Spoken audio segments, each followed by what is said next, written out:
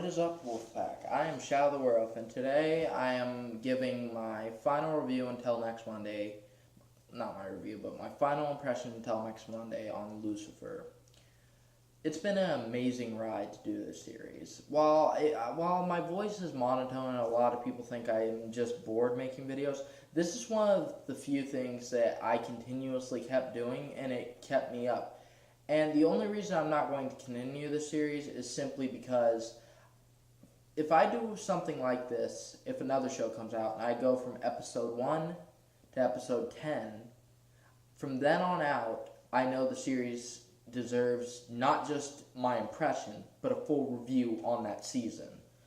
And I really hope Lucifer doesn't end with the season finale, which is next Monday, because I really, really would love it for at least to last until next year, because let's face it, we all want a Lucifer Halloween and Christmas special. Thanksgiving special, too. But there's so much that's been happening, and it's just been hectic for me to get videos out. I've been dealing with a lot of issues I've been trying to sort through, and it's just been rough. But I really want to get this underway. So episode 10, Pops.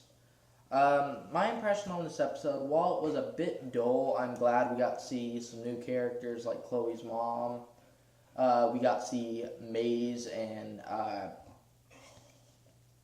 Chloe's kid interact. I forgot her name already.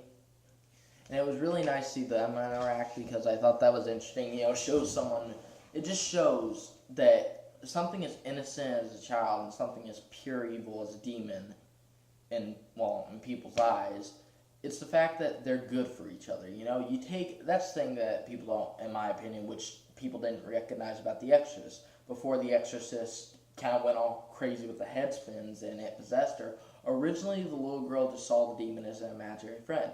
He was just existing there until the mother started to do stuff she wasn't supposed to. She tried to make the girl play the Ouija board. Bad idea. She also tried to call an exorcist. You don't do that with a demon who's comfortable playing imaginary friend with the child. It's naturally possessive. It's thinking you're taking away its friend. It's a very primal thought, despite how intelligent they are.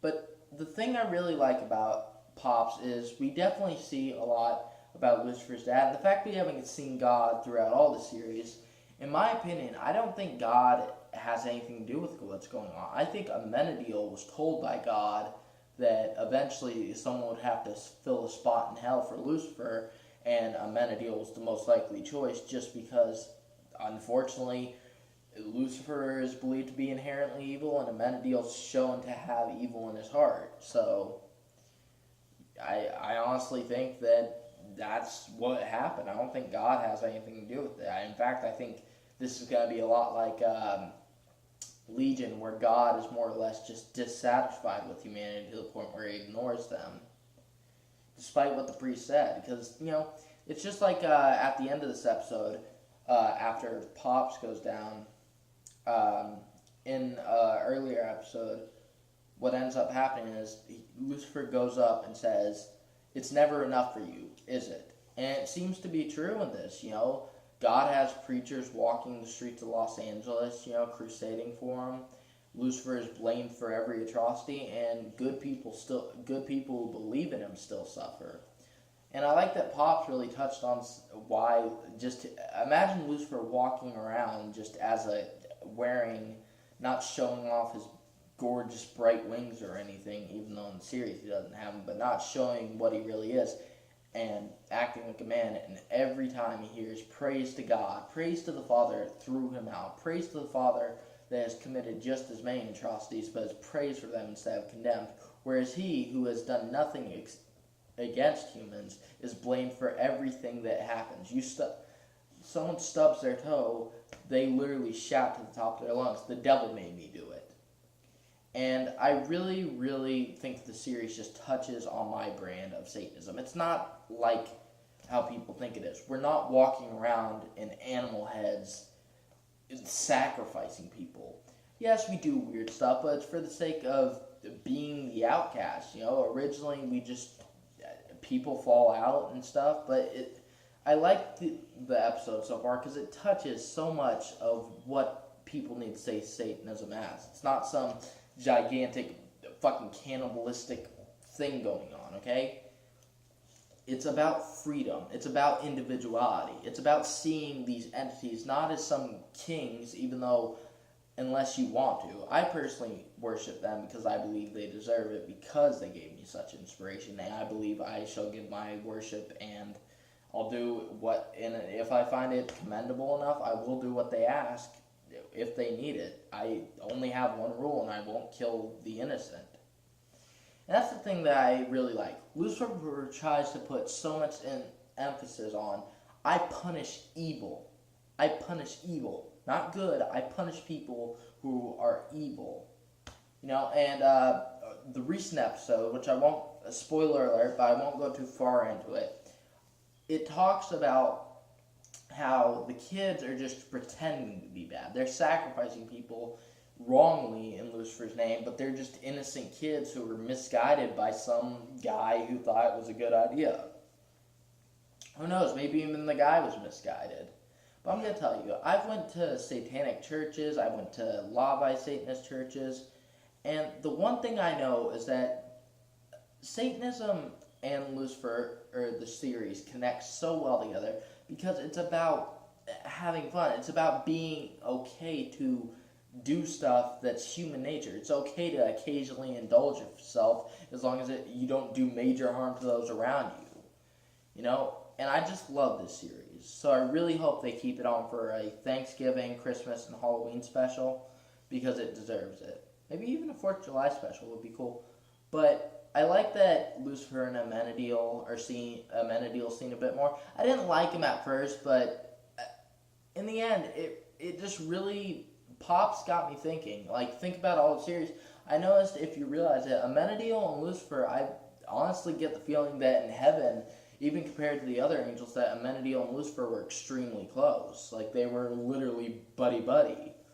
And to have someone who you can once considered a very close friend who is forcibly turned against you of the one you call dad, it's the most painful thing. It's like a dad who makes their kids fight. You know, to say, oh, that kid's wrong, beat him up, son.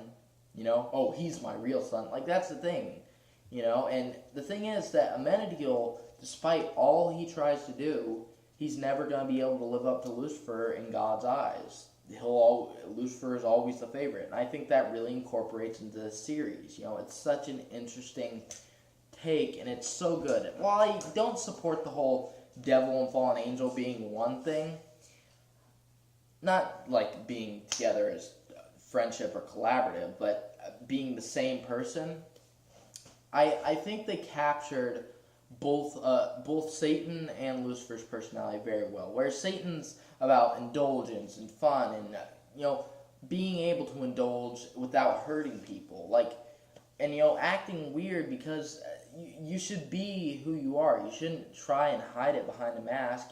But if wearing a mask makes you feel good, then why not? You know, paint your face up, wear some horns. It's just fun. It's weird. It's great. And I like that they also incorporated Lucifer's, you know, real rebellion is against society. It's not just God. It's not just Christianity. It's against society who tries and forces people to conform. And I think there is such a powerful message in this.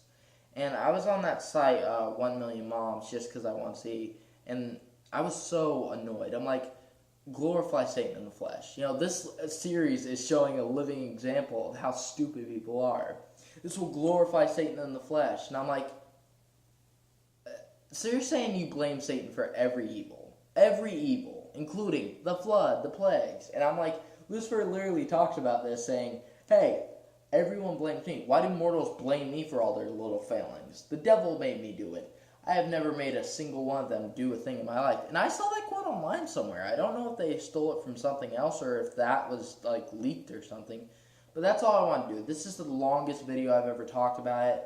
And I really want people to watch the series. If you haven't caught up, go watch all the episodes. I got them on DVR. And next Monday, watch with me. So from me to you to the full moon. Woo! See you next Monday.